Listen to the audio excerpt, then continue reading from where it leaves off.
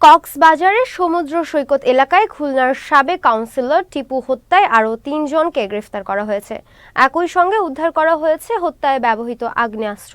তাদের সিলেট ও মৌলভীবাজারে আত্মগোপনে থাকা অবস্থায় গ্রেফতার করা হয়েছে। এর আগে শুক্রবার টিপু হত্যায় জড়িত সন্দেহ 2 জনকে গ্রেফতার করা হয়। এ নিয়ে এই হত্যার ঘটনায় 5 জনকে গ্রেফতার করা হলো। বুধবার সকাল 11টায় পুলিশ সুপার কার্যালয়ে আয়োজিত সংবাদ সম্মেলনে এই তথ্য জানান পুলিশ সুপার মোহাম্মদ রহমতুল্লাহ। তিনি বলেন, গ্রেফতার 3 জনই হত্যাকাণ্ডে সরাসরি জড়িত ছিল। এদের মধ্যে এক নারী কক্সবাজার ঘুরতে এসে কাউন্সিলর টিপুর সঙ্গে হোটেলে উঠেছিল। আর ঘটনার পর থেকে ওই নারীর সন্ধান পাচ্ছিল না পুলিশ। এছাড়া গ্রেফতার অপর 2 জন হত্যাকাণ্ডের মিশনে সরাসরি অংশগ্রহণ করে। আমরা গত পরশুদিন এই আসামিদেরকে